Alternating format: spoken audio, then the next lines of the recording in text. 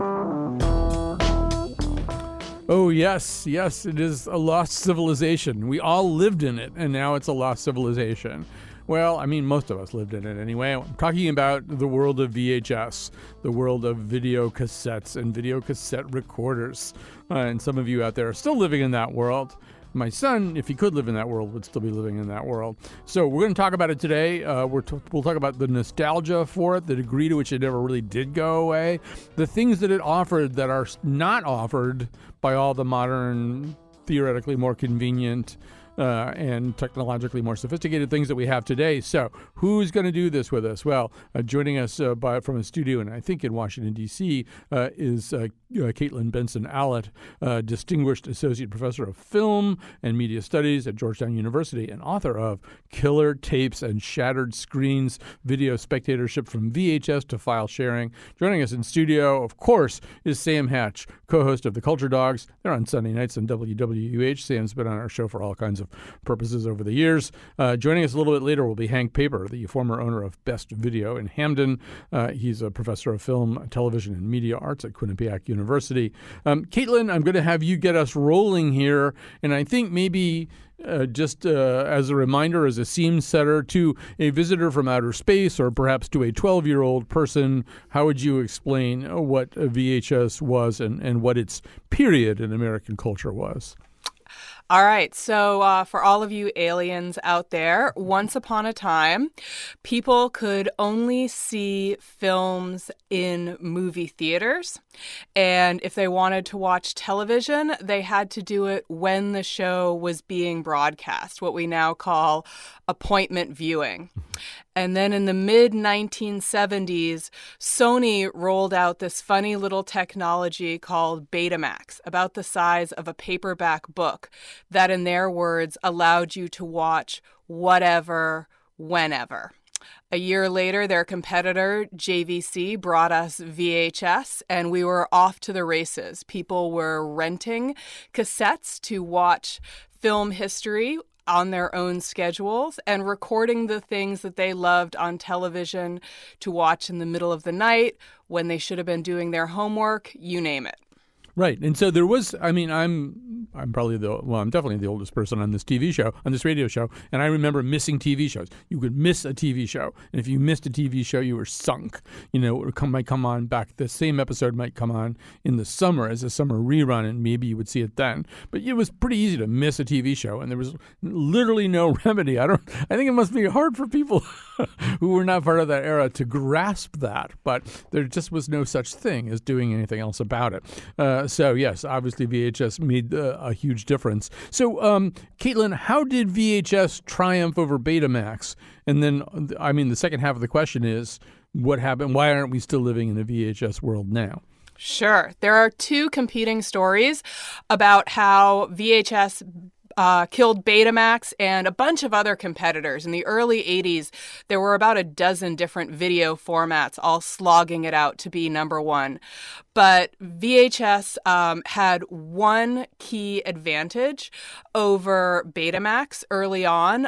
It was you could dub tapes faster. You could reproduce tapes faster on VHS than you could on Betamax. And legend has it that the pornography industry, which was discovering unforeseen riches among home media viewers, they backed VHS because VHS let them make more tapes faster. And where porn goes, the rest of the video industry follows.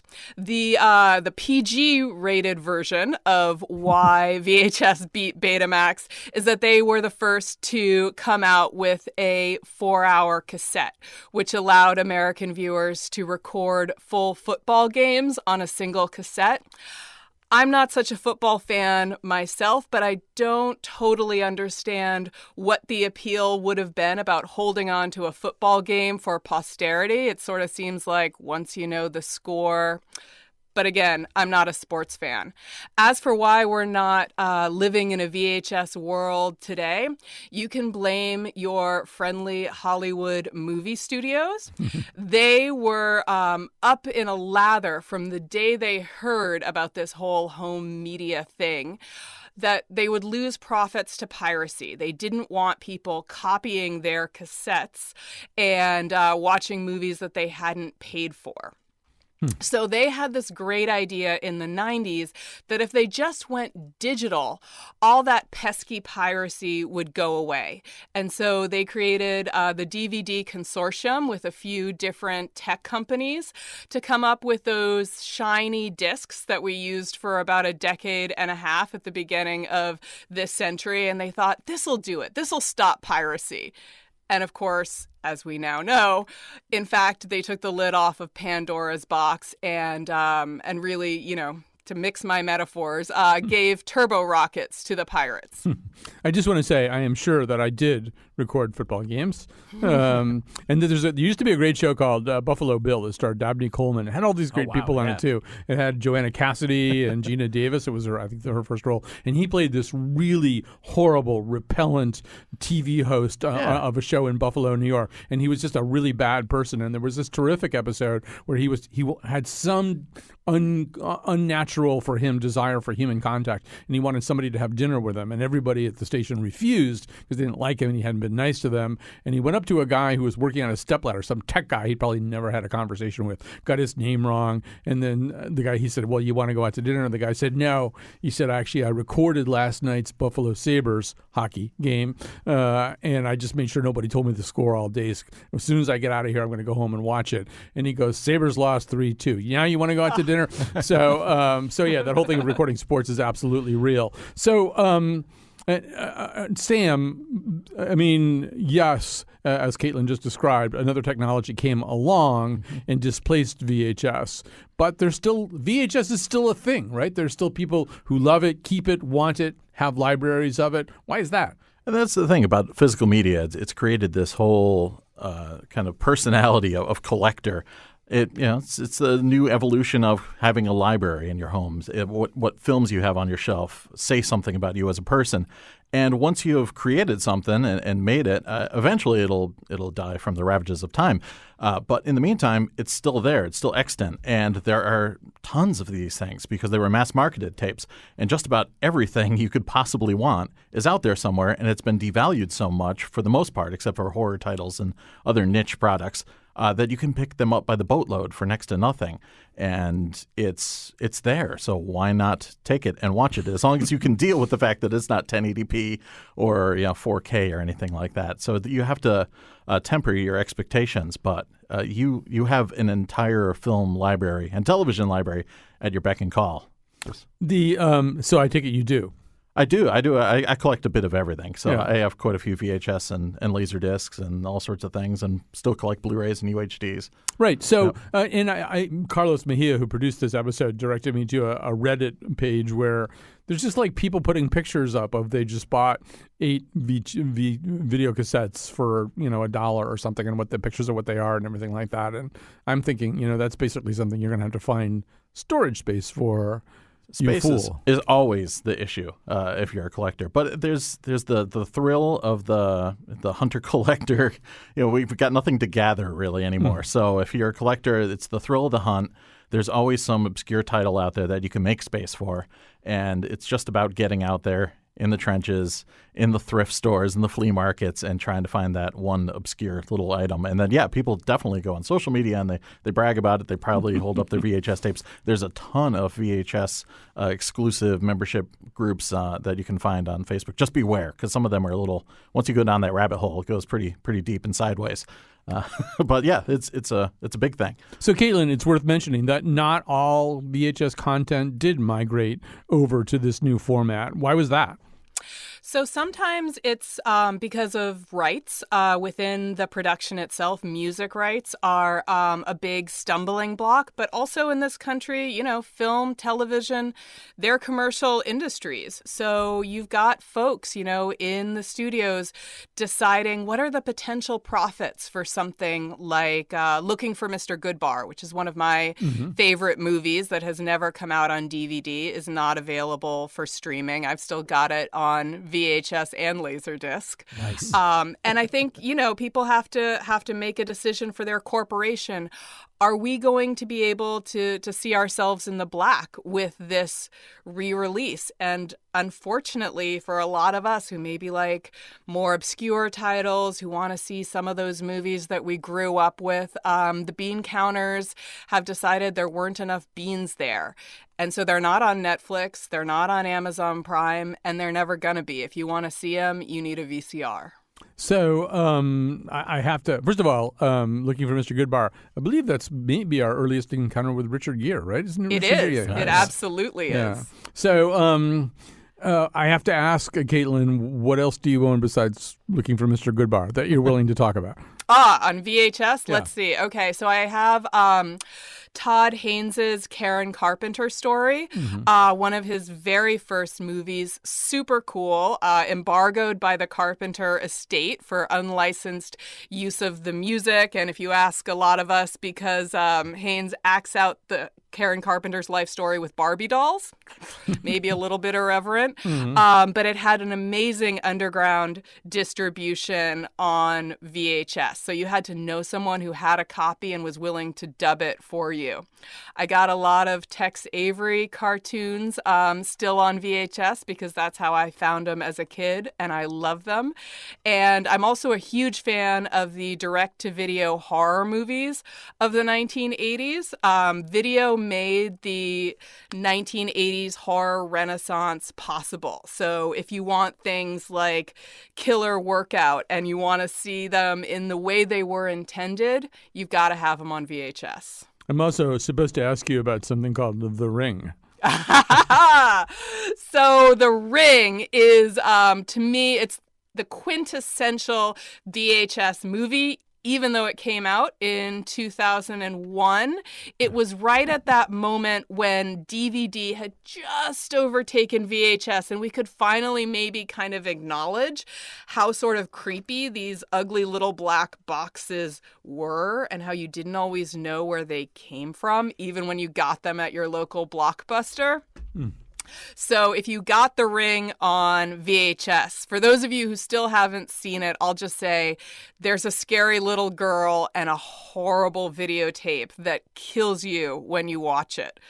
So the VHS copy of The Ring, when you got it, would start with her killer videotape before the previews, before the FBI warning, before anything. It was a stunt of distribution that just isn't the same when you see it on streaming or see it on DVD. Sam is handing me a sealed copy of The Ring on VHS. Oh, my God. Hold on to that. Hold on to it. I'm jealous. I've got an open copy and a sealed copy, just in case. Right. I just have to say one thing about the FBI warning, which is that I remember, like a lot of my generation of baby boomers, I finally bought my parents a VHS player, and then they didn't do anything with it, and so I would bring them tapes either that I owned or that I got from somewhere that I thought they would like, and then I remember asking my mother about this. Have you watched any of these yet? And she said, I put one in and something about the FBI came on. And I got very afraid and I turned everything off. So now, of course, I'm that generation that'll be doing that kind of thing. But yeah, it was a big deal. All right, so Sam, I'm almost scared to ask you what now that you've handed me The Ring, a shrink-wrapped copy of The Ring. What else you own on VHS? Other Ring-related things. When The Ring 2 came out, I actually have a ton of promo tapes that the studio put together with the cursed video on it alone. And like messages from college students, like hastily scrawled upon and taped onto the cassette saying, I'm missing my friend Jimmy or whatever like that. Watch it. Because the ultimate impetus of the story is to get somebody else to watch the cursed tape to lift it from yourself. So, yeah, I've got a ton of those little viral tapes ready to go. And, yeah, just things that I love throughout time, little movies like Sam Raimi's Crime Wave that he did with the Coen brothers, just things that aren't readily available elsewhere. And for the most part, the little boutique companies are releasing a ton of the obscure titles, but there's still always something. Music videos I love, like things like David Lynch's Industrial Symphony #1. I was a skateboarder. Who doesn't have that? Exactly. Of skate videos I have, like from back in the day when I thought I could ride a skateboard, and now I would never attempt that. But I can live vicariously through the skateboarders and my VHS tapes. And yeah, the bootleg market was crazy. Not to say that I purchased illegal videotapes. But a lot of duplicators were hiding behind this loophole from the Berne Convention, in which if there was an alternate cut of a film that wasn't available in the United States domestically, then you could replicate tapes and then charge a fee for replication or charge a fee for membership, and you weren't actually paying for the film itself technically. So that opened up a set of floodgates, unleashing all these Hong Kong films and Italian films, and I've still got a number of those today. You know, Caitlin, I think also people are like baby ducks. They imprint on things that they see very early. And so there's a generation, which does include my son, who's 29 years old now. But I mean, he parted very reluctantly with his VHS tapes. He may still have them, some of them being stored somewhere. You know, it didn't make any difference to him at all whether they were available in some other format. There's a way in which, for various tactile reasons, the VHS is satisfying to certain people. I think you're absolutely right. I think that it's the same way we're nostalgic for the bands that we loved in high school, right? They mean something to us because of who we were when we encountered them. And for me, and it sounds like I'm just I'm a decade older than your son. But anyway, going to the video store and having the autonomy and the power to decide, I'm going to watch all of Alfred Hitchcock's movies in alphabetical order because that's how I want to do it, and that's what I choose to do with my weekend, right? Like, that was power. And it wasn't something that we were able to do before with any other format. And I don't think we've really been able to do it since, right? Like, when you go to Netflix or you go to Mubi or whichever service you like, you kind of have to watch what they got the licensing rights for. But the cool video stores, the independent video stores that I was going to in Massachusetts when I was growing up, they had all of this stuff I'd never even heard of before.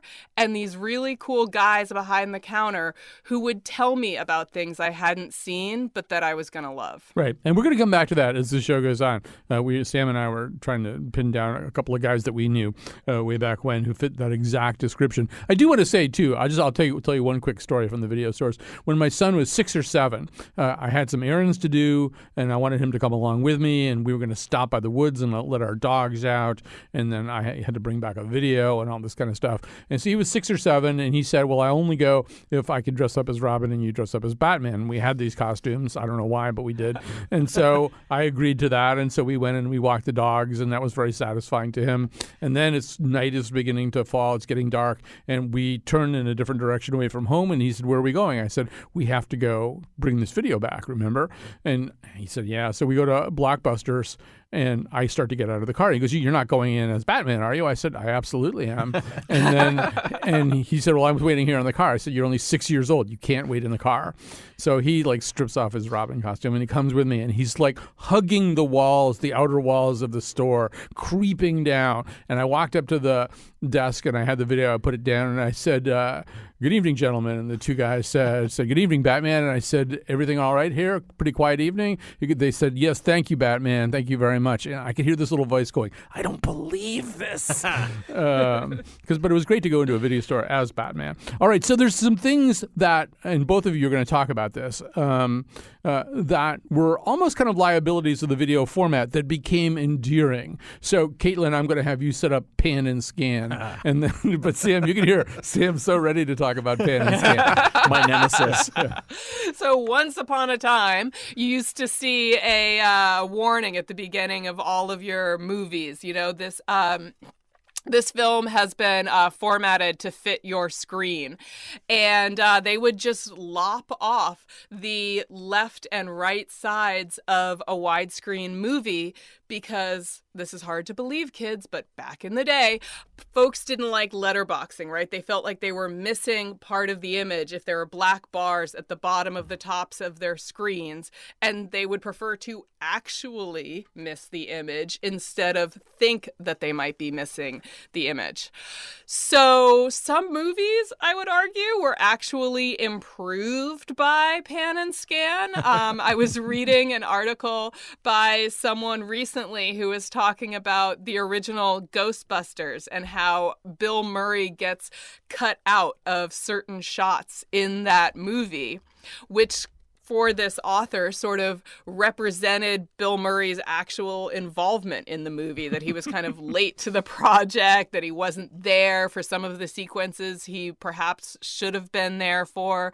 For me personally, I like the pan and scan version of Videodrome, maybe even more than the beautifully restored Criterion Collection DVD or Blu-ray. Sam, the floor is yours. Videodrome is definitely a great choice for one of the best films about videotape anyways. And there are a number of films that the aspect ratio of the theatrical exhibition isn't that hampered by videotape, because there was those super wide CinemaScope films, and 70 millimeter films that are trimmed horribly. James Cameron called it image triage when it was squeezed onto a television that was 4 times as wide as it was 4 times to 3 times the height. And you couldn't fit a really, really wide image on there. But there are some films that were matted theatrically. They were actually filmed on a film frame that was largely the same as television screens, 4:3. And sometimes they would just add mats onto those theatrically.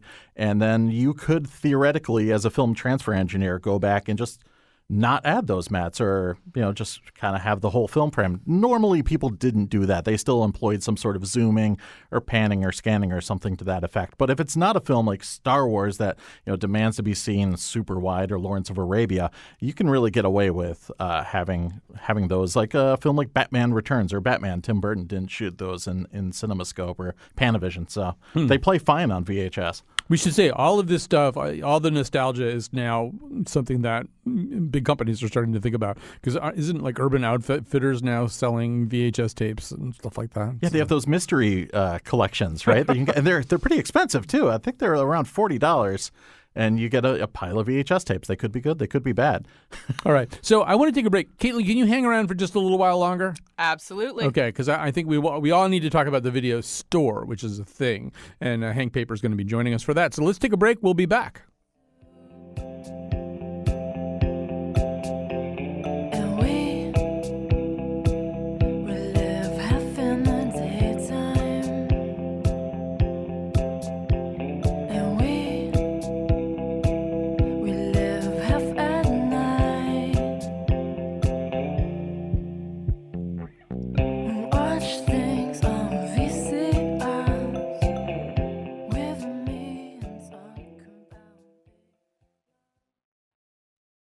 Hey, let me borrow your car. I don't want to talk to you. Fine, just let me borrow your car. Why should I loan you my car? I want to rent a movie. You want to rent a movie? I want to rent a movie. What's that for? You work in a video store. I work in a video store. I want to go to a good video store so I can get a good movie.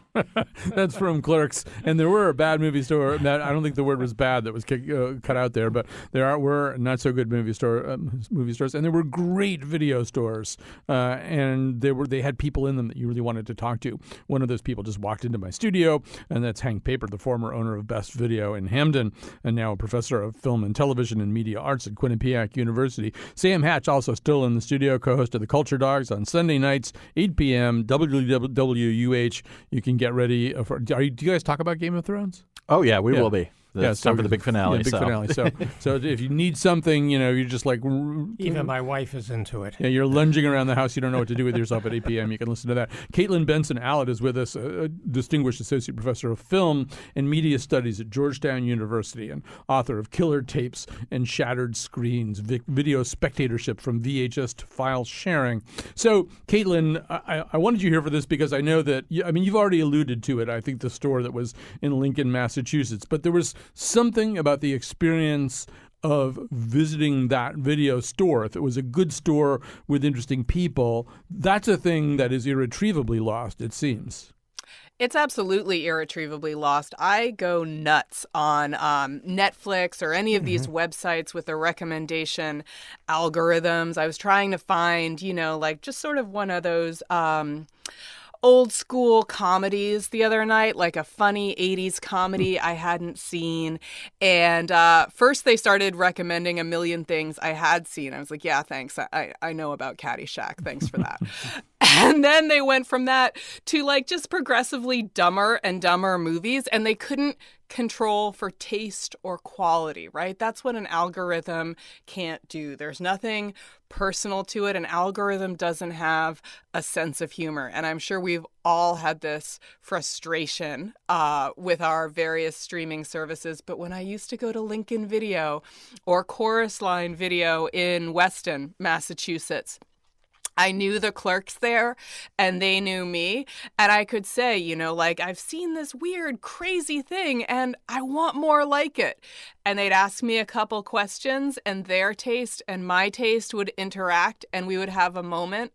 And I still miss it. All right. So one of those kinds of people is, or was, or still is, really Hank Paper. So Hank, you came back from Hollywood to open a video store. I Tell thought us that about was the correct segue for me and looking for a different kind of life with my family on the East Coast, near our families. And, best video in all humility, I think, was and still is the best video store in the area, not to mention the only video store in the area. It's now a nonprofit, which is how the remaining video stores in the country, such as Facets in Chicago, Vidiot's in Santa Monica, or Scarecrow in Seattle, have continued on, which is as a nonprofit. So we have a coffee bar, we have a performance space. But the thing that made this happen is what immediately struck me when the topic of VHS was raised. At first, I thought it was a funny idea, VHS, but really, it then struck me as a symbol of a time that is lost, and you touched on it, Colin. But I have to say that the way Best Video became the way it attained its longevity for 33 years was the fact that it not only built its inventory of movies about which I knew something, so I was always anxious to add new movies to our collection, and there are about 40,000 movies now. But it was a meeting place. It's a place where neighbors could get together, they could talk about their lawns, they could talk about movies. I always hired staff who knew something about movies, usually teachers or artists, and not teeny boppers, no reflection on teeny boppers, but these are adults who could carry on conversations about movies and other things. So Right, and you built up your collection a little bit differently. I mean, Sam, you grew up around a video store. Your dad was managing video stores. And how it worked was, as I understand it anyway, you'd get umpty copies of Raiders of the Lost Ark or something when it came out, and they all cost like $180 per copy. They were expensive. And then you'd rent them for $10 until people got tired of them, and you didn't need to own as many, and then they'd get all marked down and be sold off way later. I mean, that's basically the model, right? Yeah, the model. They were wickedly expensive. People think about the sell-through tapes that eventually started hitting the market. They're about $90. Yeah. So maybe more. But you can make your money off of them if they were a hot new title. So the impulse was to buy as many as possible and stock your shelves while they were hot. And then eventually you would have that yard sale or something and throw a bunch on the table out front. Well, the policy, as I discovered when I was traveling around and felt the end to watch a movie, I walked into a Blockbuster and I asked for this TV series whose name eludes me. It's not important, but I wanted to watch this TV series that people were recommending, and they directed me to a portion of the sprawling store, and I only found the final season. So I went up to the clerk and I said, well, I'm interested in this series, but I'd like to start at the beginning, not at season 7. And they said, we get rid of all of our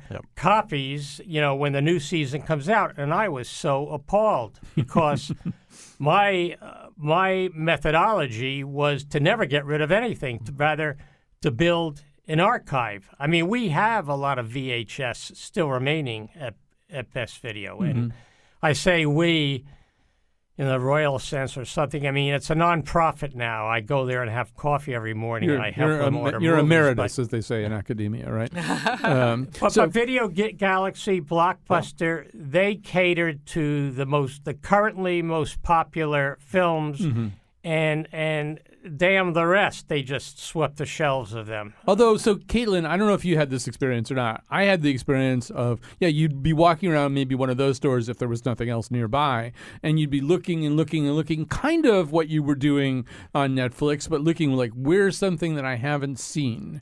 And every once in a while, your hands would close around this thing. And I remember my son and I, he was older by this time, but we wound up pulling out this movie, and we didn't know what it was, and we looked at the cover, and we didn't recognize anybody on it. But I think it had maybe some good reviews and some of those little film festival symbols. And we took it home, and we watched it, and we were completely blown away. Now, the movie was Bottle Rocket, Wes Anderson's first great movie. But nobody knew who Wes Anderson or Luke Wilson or Owen Wilson or any of those people were. And Caitlin, that kind of thrill, too, that serendipitous location of a movie. I mean, we just became Wes Anderson fans from then till now, but finding that thing that you didn't know about, either because a smart clerk sent you there, or I'm sure you have your own version of that. Well, video stores... Let's let Caitlin answer. Okay. Yeah, no, absolutely. So my version of that is The Cook, the Thief, his wife, and her lover, which just had this amazing poster with Helen Mirren, and I had never heard of it. I was frankly way too young to have rented that movie on my own. But I saw the poster, I was compelled, and I feel like there was this sort of democratic spirit among the tapes in the video store, right? They're all roughly the same size. There's not that much variation between the styles of boxes. They're all next to each other, especially if you go into the genre sections, right? Everything in horror kind of looked pretty much like everything else in horror. So whether I'm taking home, like Zombie 2 and encountering like the amazing mastery of Italian splatter, or I'm grabbing something else that maybe I've never heard of, like Diabolique, right? And all of a sudden I'm learning about French horror films, and I didn't necessarily mean to grab it, but there's just that opportunity. And I think you also kind of had more buy-in than when you were streaming, right? Like now if I start something on Netflix and I'm 5 or 10 minutes in and I'm like, oh, this isn't what I thought it was going to be, I just go and get something else. But if I paid my $3.95 at Lincoln Video and I'd have to go all the way back downtown to get another tape, then I tended to stick around and finish the movie, which people don't really do the same way anymore. Absolutely the case. And Sam, there were also staff picks in some places. I miss the staff picks. That was the delightful thing. Yeah. That started to go away a little bit in the era of Blockbuster, where they would hire the kids that weren't really movie buffs per se, and they were just there to run the registers, et cetera. But the great stores that were curated, had a nice catalog, they would have some great staff picks. And then, I would run into films like The Reflecting Skin from director Philip Ridley that I never would have encountered otherwise. And it had that striking image on the cover of this young boy with a harpoon across his lap and this whalebone jaw set on a wall behind him. And it ended up being this like really fascinating Viggo Mortensen film about the loss of innocence. And it's a really beautiful film. And I never would have encountered that otherwise. And, films like Delicatessen or City of Lost Children would always be on the staff picks shelves. And once you found that you had a similar taste with one particular staff member, you can go back and rate his selection again a week later. And go ahead. I'm sure you want to react to that, Hank. Well, we had stickers also. Each staff person had a sticker with his or her own caricatured image on it and a different color. So a customer would readily get to identify his taste with a particular staff person's taste, and who you could go to that staff person and say, well, what came out? What do you recommend? But it's a way of customers readily identifying movies with those stickers that they would probably enjoy. The thing about VHS, which in my mind represents the video era, 30 period, say from 1980 to 2010, is that this was a time when people were exposed to films as never before. From kids, older people, conversations about films. They could learn about films. If you had VHS, you could even play with it a little and record something on that VHS. Sometimes we would get tapes back where the customer has taped over it. We would be outraged, but that was the nature of the media. It was a people's medium, VHS. But the exposure to film was incredible, and it allowed kids to skirt parental control. Yes. But the thing about VHS as an era that has disappeared, it was ritualistic. You would go to the video store, maybe with your family on a Friday night. You would go through, you would choose a film, you would go home, and you would all watch it together on the same screen, namely your TV. Now, there are multiple screens. Right. People most of my watch students. together. It's true. It's most true. of my, I asked them. I took a poll. Most of my students watch their movies on their cell phones, which I find appalling.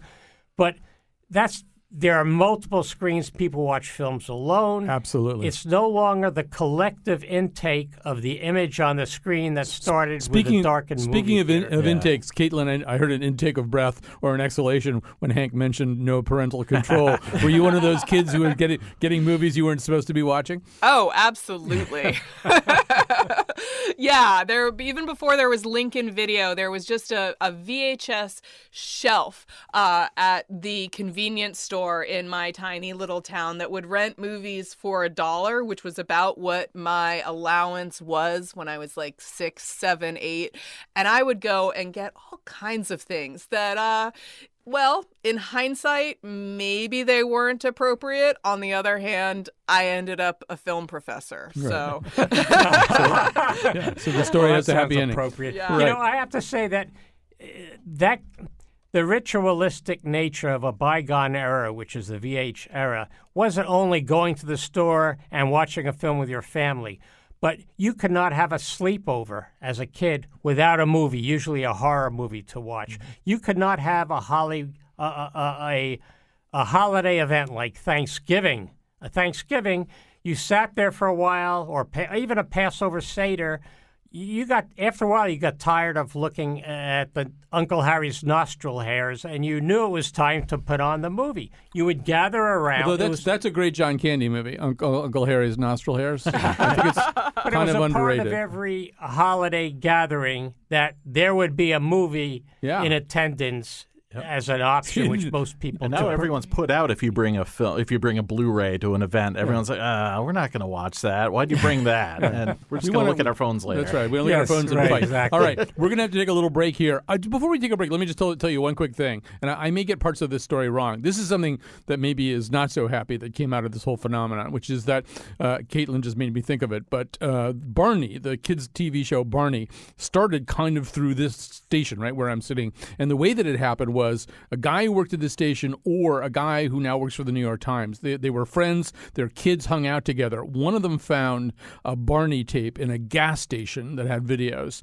And it turned out there were just like this couple from Texas that were making the videos, and somehow or they're getting them pretty much by hand, I think, anywhere they could get them to. And these guys, they showed the Barney videos to their kids, and the kids flipped out over the thing. And before you knew it, Barney was a TV show on public television emanating out of here. So there you go. You never know what's going to be on the video you get at the gas station. We're going to take a little break. We're going to thank Caitlin so much for her contributions here today. We'll take your phone calls, too, in the next segment. But thanks to Caitlin Benson-Allett, a distinguished associate professor at Georgetown University, author of Killer Tapes and Shattered Screens, Video Spectatorship, From VHS to File Sharing. Let's take a little break. We'll be right back.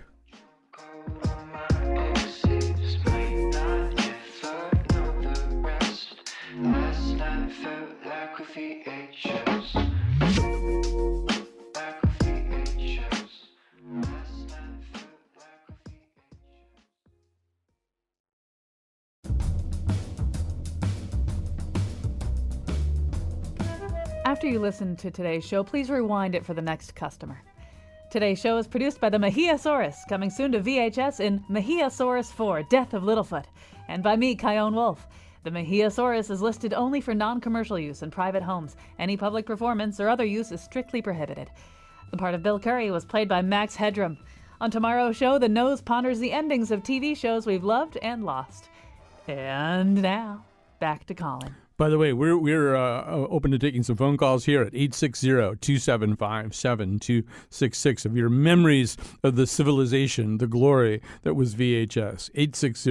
860-275-7266. In studio with me, Hank Paper, former owner of Best Video in Hampton, professor of film and television and media arts at Quinnipiac University. Sam Hatch, co-hosting The Culture Dogs on Sunday nights at WWUH, 8 o'clock. You can be getting ready for Game of Thrones by visiting with Sam and Kevin. So, Sam, before, one thing that I think we haven't talked about, and one of the reasons we haven't talked about it is, as you were sort of alluding to, it wasn't maybe 100% legal, but there was a kind of look that the stepped-on videotape, the copied videotape had that was kind of thrilling. It wasn't a precise image, but you realized that you had something that you weren't really supposed to have. Yeah, and there are people now that have this kind of expectation when they see a certain glitch on a tape. They know that it's a scene that someone watched many, many times. So there's usually nudity or extreme violence following shortly thereafter. And now in all sorts of video editing suites, they have these VHS effects that you can add on there. And there's plenty of people making music videos, et cetera, that are added. They never quite get it just right. There's something to be said for an actual videotape, and you can never quite recreate that with an After Effect. There's something about looking not back with VHS, but looking ahead. VHS as a medium was succeeded by DVDs and then Blu-rays and somewhere therein laser discs and then pay movies on demand and then streaming. So there's an evolution. Each iteration of medium leaves behind a certain number of movies that are no longer available. So that exposure to film is diminished. So what you wind up with is the allotment of movies on, say, Netflix, which really is pretty paltry. They just took off Godfather, for instance, which I assigned last semester. I can't assign it this semester. It's gone.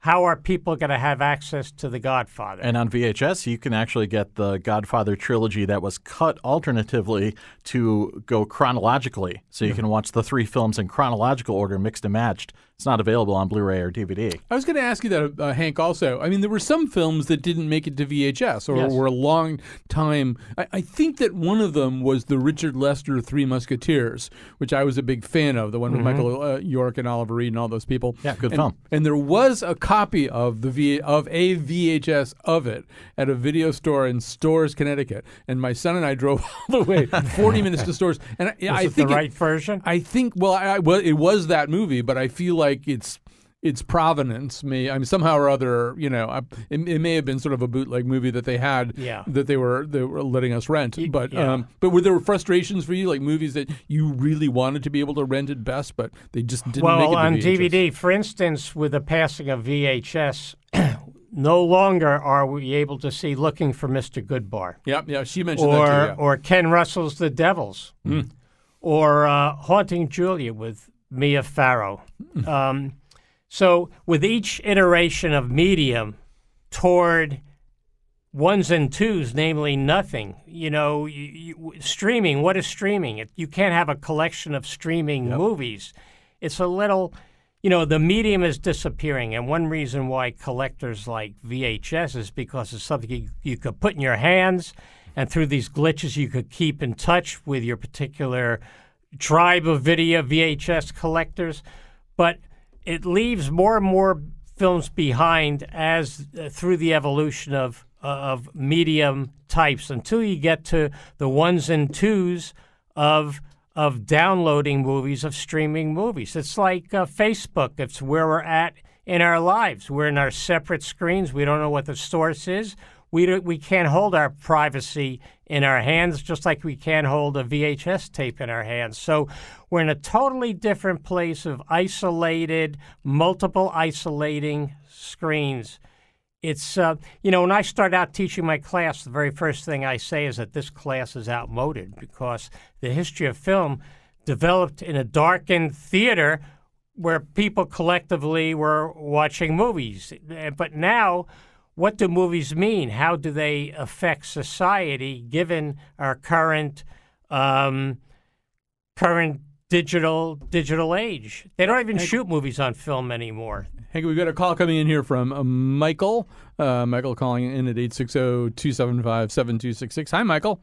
How are you? We're fine. Well, what I wanted to say is I'm actually a film producer, and I produce the Gremlins movies. Wow. And on Gremlins 2, I don't know if anybody remembers that. Oh, absolutely. There's a sequence where the film breaks. Yes. It was sort of a meta thing that we did where the movie is playing, and then all of a sudden, and this, of course, is now anachronistic because it's all digital, but the film freezes, there's like bubbling and, like it's melting, and then it breaks, and then you see shadows of gremlins on the screen. And the idea was that the gremlins got into the projection booth.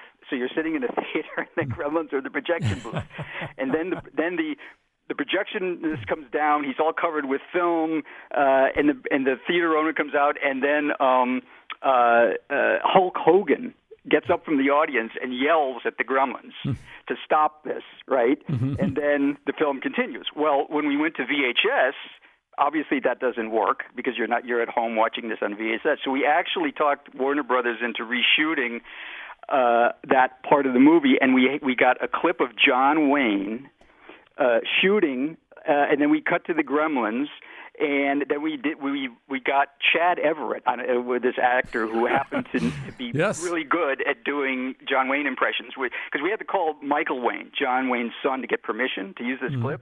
And he said, he said, we need somebody to do John Wayne's voice to yell at the gremlins off camera. So he said, Chad Everett does an incredible John Wayne. So we brought in Chad Everett, and we actually inserted this separate sequence for VHS only.